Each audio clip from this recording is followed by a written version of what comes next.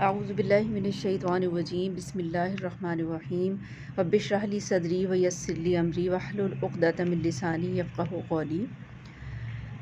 سورہ یونس الحمدللہ سٹارٹ ہو گئی ہے۔ سورہ یونس کا تعارف، رکوع نمبر 1۔ سورہ یونس کے مباحث، پہلا سوال یہ ہے کہ سورہ یونس کے مباحث مختصراً بیان کیجیے۔ سورہ یونس کے مباحث جو میں نے مختصراً نکالے ہیں، اس میں ایک تو پہلا پوائنٹ یہ ہے کہ توحید اور آخرت کا بیان اس میں کیا گیا ہے، اور اللہ تعالیٰ کی وحدانیت، قیامت کے دن کی حقیقت کو بیان کیا گیا ہے تاکہ لوگوں کو یقین آئے کہ اللہ کے سوا کوئی معبود نہیں اور وہی آخرت کا مالک ہے۔ دوسری بات یہ کہ غلط عقائد کی تصحیح کی گئی ہے۔ اس میں قرآن مجید ان لوگوں کے اعتراضات کا جواب دیتا ہے جو اللہ کے نبی صلی اللہ علیہ وسلم پر شک کرتے تھے۔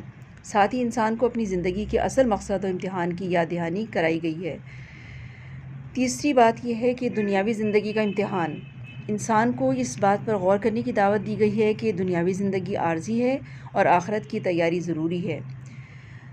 چوتھی بات یہ ہے کہ حکمت اور دلیل کے ساتھ دعوت دینا، قرآن حکیم کی تعلیمات کے ذریعے انسان کو حق کی طرف بلایا گیا ہے تاکہ وہ اللہ کی رضا کے مطابق اپنی زندگی گزارے۔ یہ سورہ مسلمانوں کو اللہ کی وحدانیت اور آخرت کی تیاری کا درس دیتی ہے اور غلط نظریات سے دور رہنے کی تلقین کرتی ہے۔ کچھ اور مزید پوائنٹس ہیں اس کے: تقدیر اور اللہ کی حکمت اور انسان کی دنیاوی آزمائش۔ تقدیر اور اللہ کی حکمت، اللہ کے فیصلے حکمت میں مبنی ہیں، چاہے انسان ان کو سمجھ سکے یا نہ سمجھ سکے۔ اس کی مثال قوموں کی حالت بدلنے میں اللہ کی قدرت کو پیش کیا گیا ہے۔ پھر انسان کی دنیاوی آزمائش، دنیاوی مشکلات اور امتحان کا مقصد انسان کو آزمائش میں ڈال کر اس کی اصلاح کرنا ہے تاکہ وہ صبر اور شکر کے ذریعے اللہ کے قریب ہو جائے۔ پھر اللہ پر توکل اور ایمان کی تعلیم دی گئی ہے۔ اس میں ایمان والوں کو اللہ پر بھروسہ کرنے کا حکم دیا گیا ہے، وہی انسان کے لیے مشکلات کو آسان کر سکتا ہے اور بہترین انجام کا مالک وہی ہے۔ چوتھی بات یہ کہ آخرت کی یاد دہانی کرائی گئی ہے۔ دنیاوی زندگی عارضی ہے اور آخرت کی دائمی زندگی پر ایمان لانے کی تاکید کی گئی ہے تاکہ انسان اپنی زندگی کا مقصد سمجھ سکے۔ تو یہ مباحث اللہ کی حکمت، رحمت اور انسان کی اصلاح کی طرف اشارہ کرتے ہیں تاکہ انسان ایک بہترین زندگی گزارے اور آخرت میں کامیاب ہو۔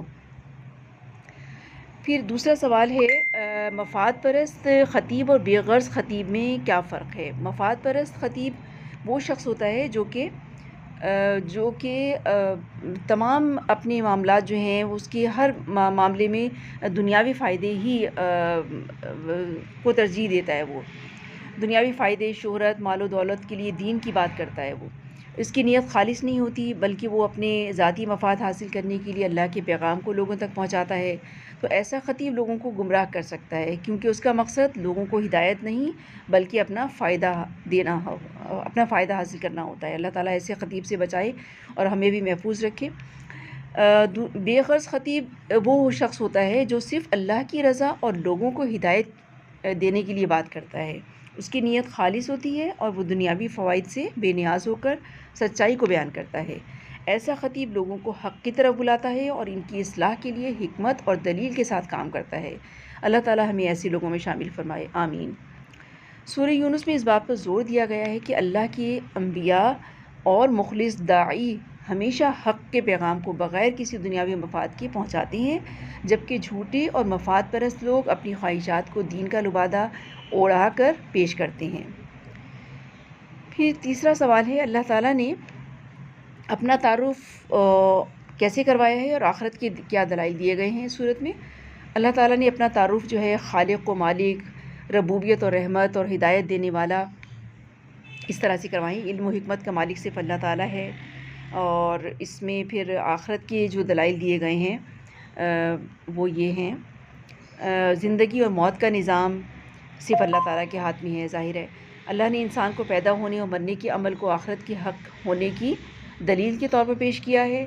جو اللہ انسان کو زندگی دیتا ہے وہی دوبارہ قیامت کے دن زندہ کرے گا۔ نمبر 2 ہے کائنات کی تخلیق، زمین و آسمان، دن اور رات کا نظام، کائناتی نظام کو آخرت کی حقیقت پر غور کرنے کی دعوت دی گئی ہے۔ فرمایا کہ جس نے یہ عظیم نظام بنایا وہ انسان کو دوبارہ پیدا کرنے پر بھی قادر ہے۔ تیسری بات یہ ہے کہ باطل عقائد کی تردید، آخرت کے دلائل میں باطل عقائد کی تردید کی گئی ہے، ان لوگوں کے دلائل کا رد کیا گیا ہے جو قیامت کے انکار میں مبتلا تھے، اور یہ واضح کیا گیا کہ انکار کرنے والے دراصل اپنی خواہشات کے پیچھے چلتے ہیں۔ چوتھی دلیل انسان کا امتحان۔ دنیا کی زندگی کو آزمائش قرار دیا گیا اور کہا گیا کہ آخرت میں کامیابی اصل کامیابی ہے۔ دنیا میں ملنے والی سزا اور انعامات آخرت کی جزا و سزا کی حقیقت کی طرف اشارہ کرتے ہیں۔ اس کے بعد پانچویں دلیل یہ دی گئی ہے کہ دلیل کے ساتھ دعوت دینا۔ اللہ تعالیٰ نے قیامت اور آخرت کی حقیقت کو حکمت اور دلیل کے ساتھ پیش کیا تاکہ انسان غور و فکر کرے اور حق کو قبول کرے۔ خلاصہ کلام یہ ہے کہ سورہ یونس میں اللہ نے اپنی ذات کو رب العالمین، علم و حکمت کے مالک اور قیامت کے دن کا منصف قرار دے کر انسان کو آخرت پر ایمان لانے کی ترغیب دی ہے، اور کائنات کی تخلیق اور نظام کو قیامت کی دلیل کے طور پر پیش کیا گیا تاکہ انسان اپنی اصلاح کرے اور آخرت کی تیاری کرے۔ پھر آخرت میں جنت کن لوگوں کو ملے گی، یہ سورہ یونس کی روشنی میں بیان کیا گیا ہے کہ آیت نمبر 9 اور 10 میں بیان کیا گیا ہے۔ اس کا ترجمہ ہے، بے شک جو لوگ ایمان لائے اور نیک عمل کیے ان کا رب انہیں ان کے ایمان کی وجہ سے ہدایت دے گا، ان کو جنت میں داخل کرے گا جن کے نیچے نہریں بہہ رہی ہوں گی۔ یہ 9ویں آیت کا ترجمہ میں یہاں سے پڑھتی ہوں۔ ان الذین آمنوا وعملوا الصالحات یہدیہم ربہم بایمانہم تجری من تحتہم الانہار فی جنات النعیم دعواہم فیہا سبحانک اللہم وتحیتہم فیہا سلام وآخر دعواہم ان الحمد للہ رب العالمین۔